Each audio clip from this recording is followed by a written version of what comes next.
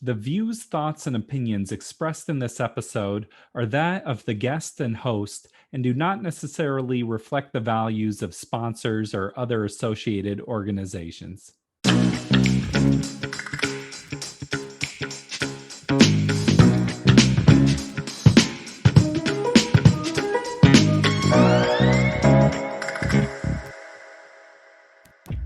Welcome to the Parental Compass by Family Education and Support Services. I am your host, Bobby Williams.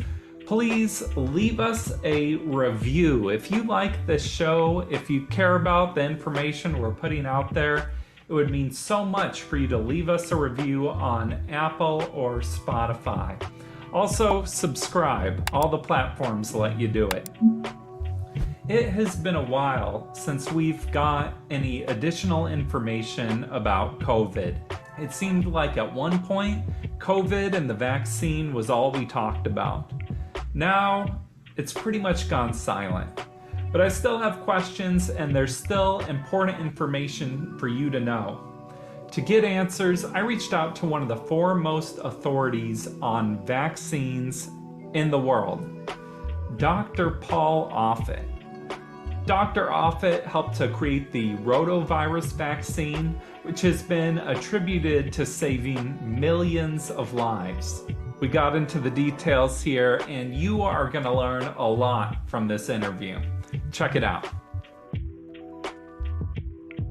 When the vaccine was first coming out, there was all this information of like, okay, get vaccinated, get your booster, second booster's out.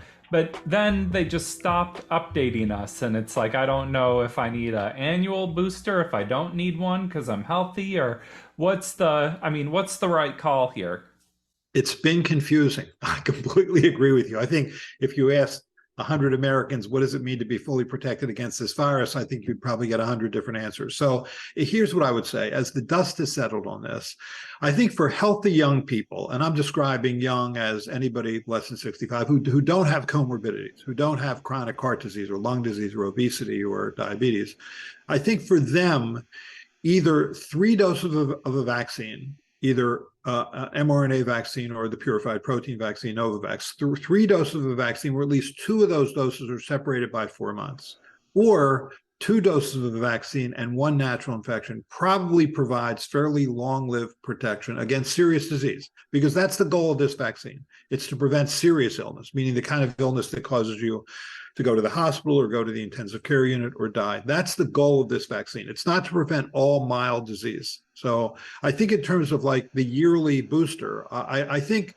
my feeling on this is the same of most other countries. I mean, if you look at the policies that are put out by the United Kingdom, Germany, France, Australia, the Scandinavian countries, the World Health Organization, probably the best way to approach these booster doses is to target high-risk groups, meaning the groups most likely to be hospitalized.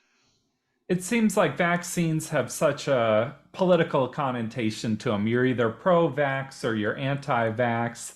And, we want everyone to get vaccinated or no one, or it seems like it's a more nuanced conversation. I assume that's how you feel too.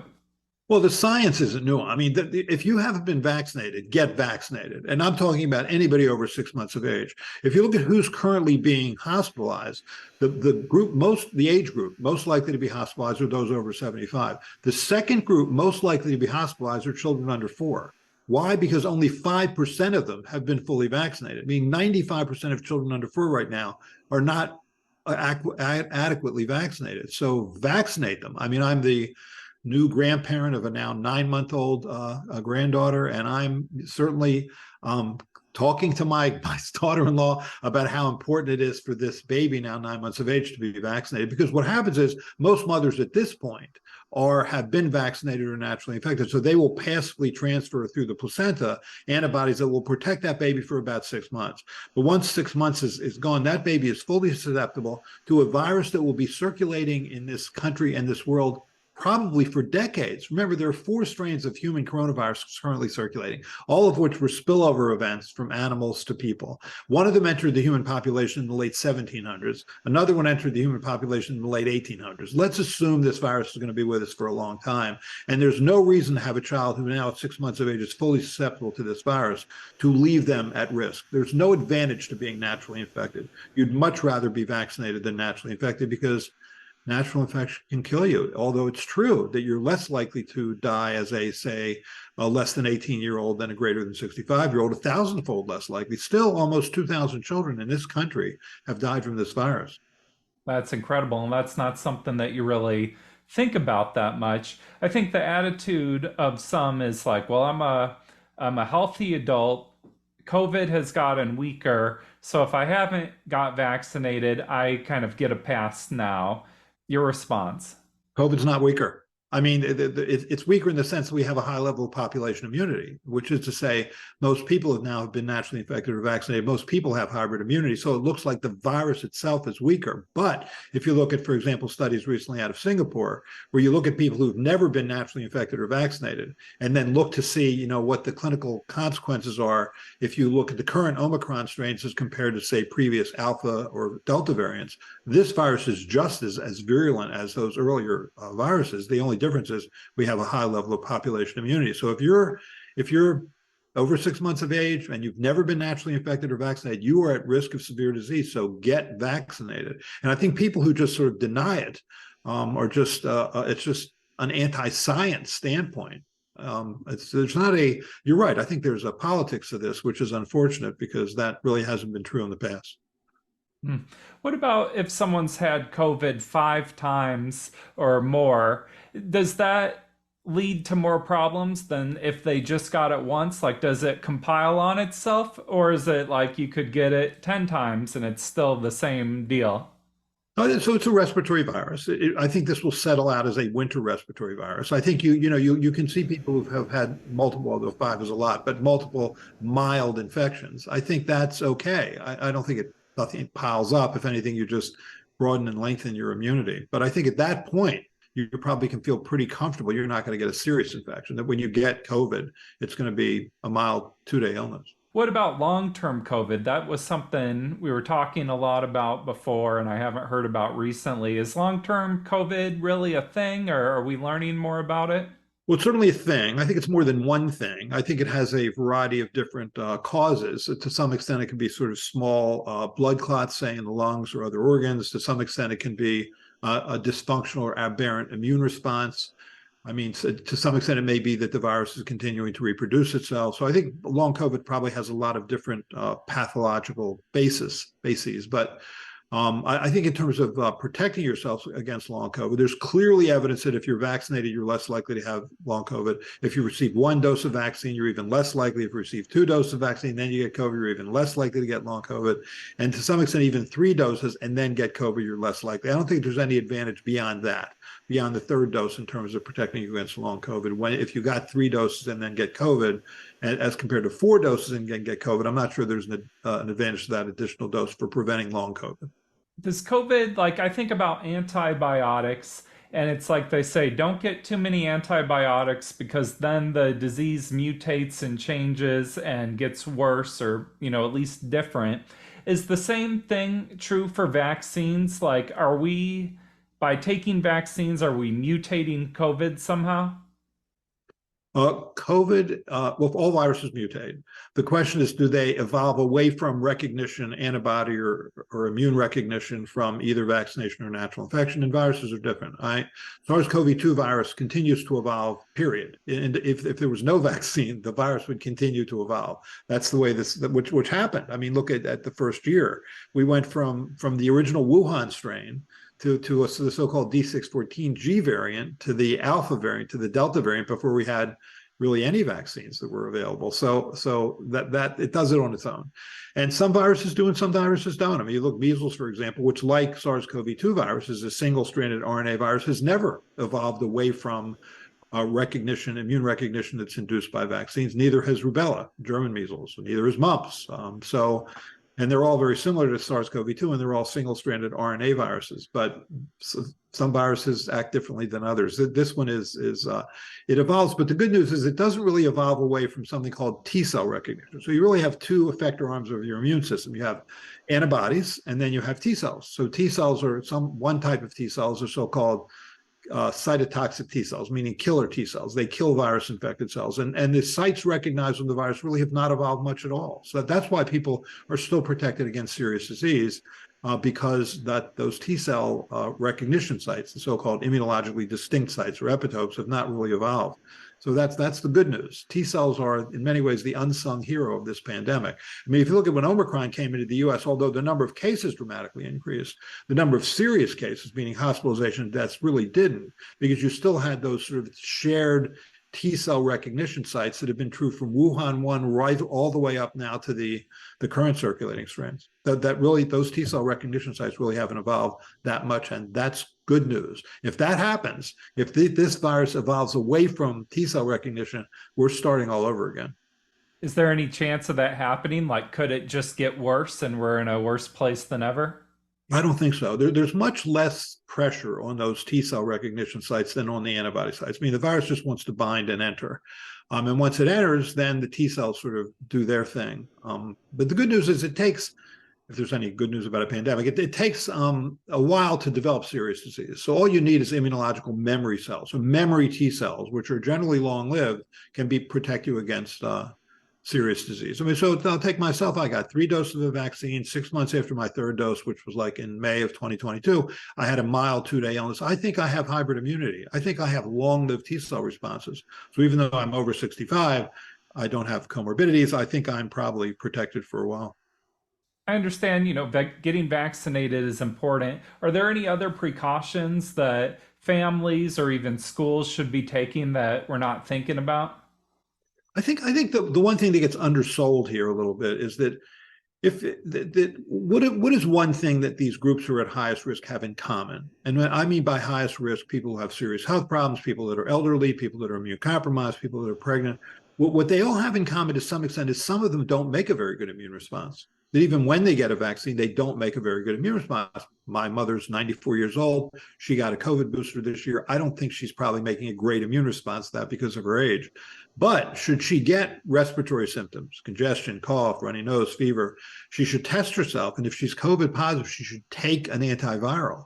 I mean, I think the antivirals are really underused because if you look, CDC has data on theirs, you're much more likely to die in the hospital if you didn't take an antiviral coming in.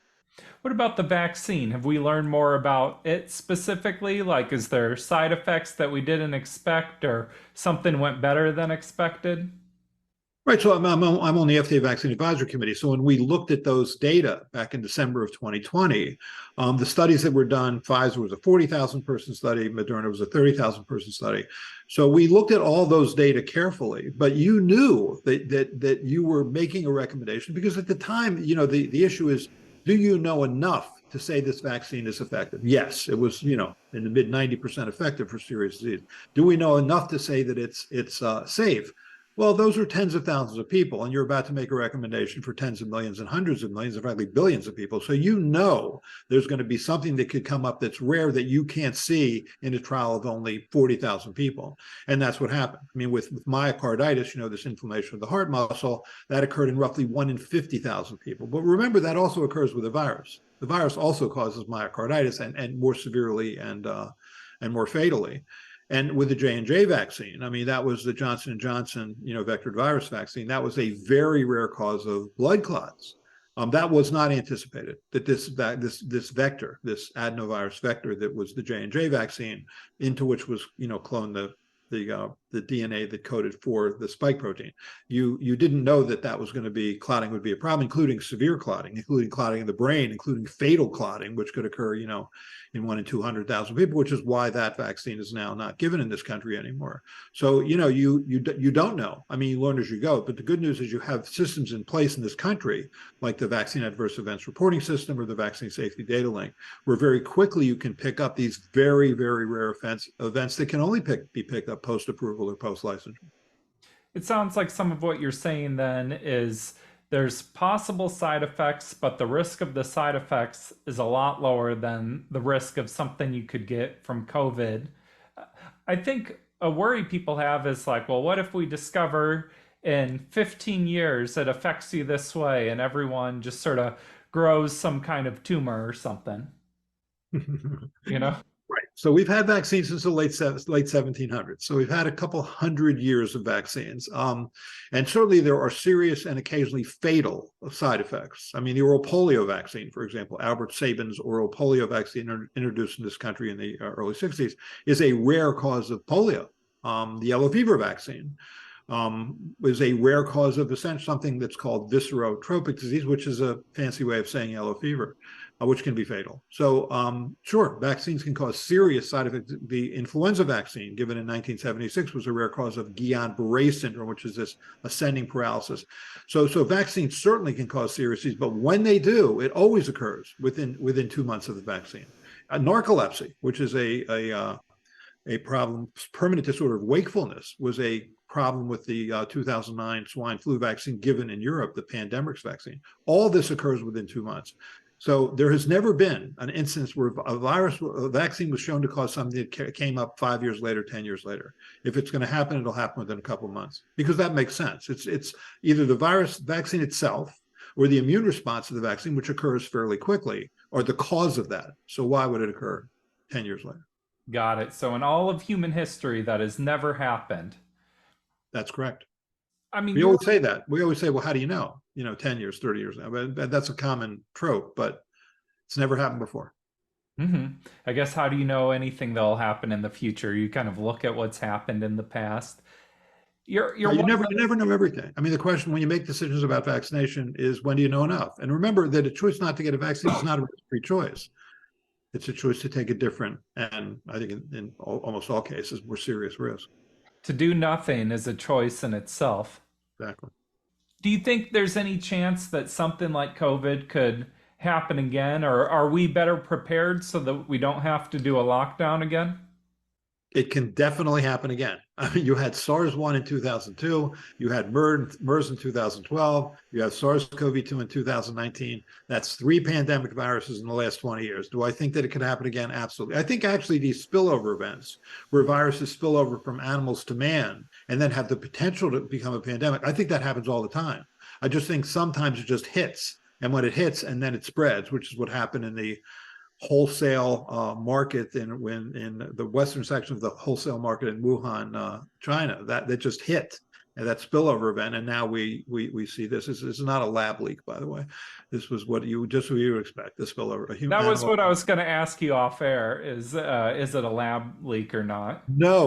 No, it is not a lab leak. It's just, it amazes me that 2/3 of the American people still believe this, because I think that's sort of the political sense of this, but it's to blame somebody. But first of all, there's never been a pandemic virus that was created in the lab, ever. So if you're going to claim that, and if you believe Carl Sagan's line that extraordinary claims should be backed by extraordinary evidence, this is an extraordinary claim that's backed by no evidence, just sort of conspiracy and innuendo. Well, if you look at the data from that was generated by China when this first happened, they went to the western section of the Wuhan wholesale seafood market, because that's where all those early cases were. And they tested like the raccoon dogs and the cages that the animals were in, and they tested like the material that was used to, or the equipment that was used to kill the animals or sacrifice the animals, and they tested like the brushing, things that we used to brush that, and all had genetic evidence of SARS-CoV-2. That's where the virus started. So do I think it will happen again? Yes. Do I think we're better prepared? In some ways, I think we're less prepared, because what's happened is, I think with this pandemic, is we leaned into this libertarian left hook. So there's now been hundreds and hundreds of lawsuits or litigation against, or legislation against mandates. So now you're not going to have a federal vaccine mandate. You're not going to have a federal mask mandate.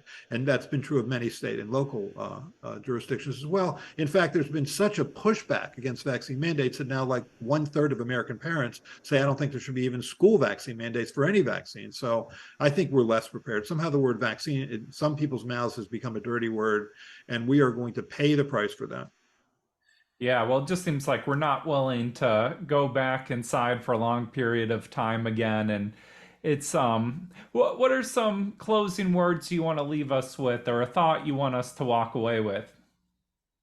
I think it's that we learn as we go, and I think we should be tolerant of that. This was a new virus. We were meeting it with a novel technology, messenger RNA, and we did learn as we went. And I just found that if, for example, public health officials said something that was shown later to be incorrect, that doesn't mean you completely discard everything any public health official says after that. It just means, I guess, we should do a better job of explaining that when we make a recommendation or make a claim, that we say, as far as what we know now. But things do evolve. There's never been in the history of medicine an example of any advance, whether it's antibiotics or gene therapy or X-ray technology or vaccines, that has not been associated with some human price. I actually wrote a book about that called "You Bet Your Life," which sort of goes through all that within in our medical advances that we always learn as we go. I almost call it the learning curve, but people are intolerant of that. I mean, I think if you ask people, do you think we're going to know more about science and medicine 100 years from now than we know now? I think everybody would probably say yes. But when it comes to your disease, or in this case, our pandemic, they want to believe that you know everything that you need to know, which is almost never true. Well, I appreciate just your honesty and straightforwardness with all of this and for taking the time to be here today. My pleasure. Thank you. Thank you, Paul Offit. It really means so much to us that you take the time to come on the show and to share all this amazing information that you have.